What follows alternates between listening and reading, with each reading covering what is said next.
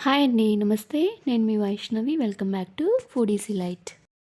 ఈరోజు రెసిపీ వచ్చేసి మసాలా ఇడ్లీని ఎలా ప్రిపేర్ చేసుకోవాలో చూపించబోతున్నాను.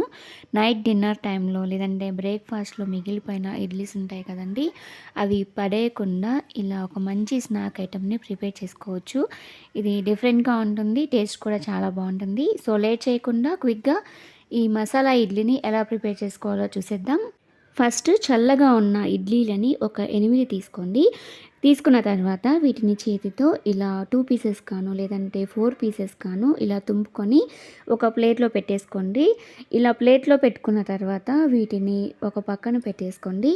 ఇప్పుడు స్టవ్ పైన ఒక ప్యాన్ కానీ లేదంటే ఒక కడాయి కానీ పెట్టుకొని అందులో 2 టేబుల్ స్పూన్ల ఆయిల్ వేసుకొని హీట్ చేసుకోండి. ఆయిల్ హీట్ అయ్యాక ఇందులోకి 3/4 టీ స్పూన్ ఆవాలను వేసుకొని చిటపటలాడే వరకు ఫ్రై చేసుకోండి.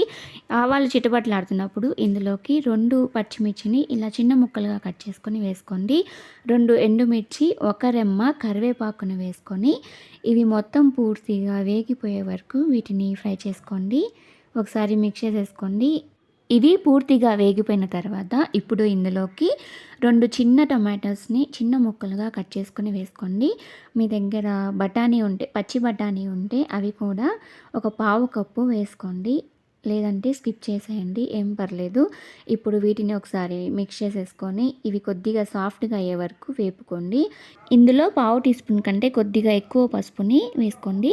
రుచికి సరిపడా సాల్ట్‌ని కూడా వేసుకోండి. మనం ఆల్రెడీ ఇడ్లీలో సాల్ట్ వేస్తాం కాబట్టి కొద్దిగా చూసుకొని యాడ్ చేసుకోండి. ఇప్పుడు ఇందులోకి 1 టీ స్పూన్ చిల్లీ ఫ్లేక్స్‌ని యాడ్ చేసుకొని ఒకసారి బాగా అంతా మిక్స్ చేసేసుకోండి. మిక్స్ చేసుకున్న తర్వాత ఇప్పుడు ఇందులోకి 1-1.5 టీ స్పూన్ సాంబార్ పౌడర్‌ని వేసుకొని మిక్స్ చేసుకోండి. ఈ మసాలా ఇడ్లీకి ఫ్లేవర్ కానీ టేస్ట్ కానీ ఈ సాంబార్ పౌడర్ వల్లే వస్తుంది.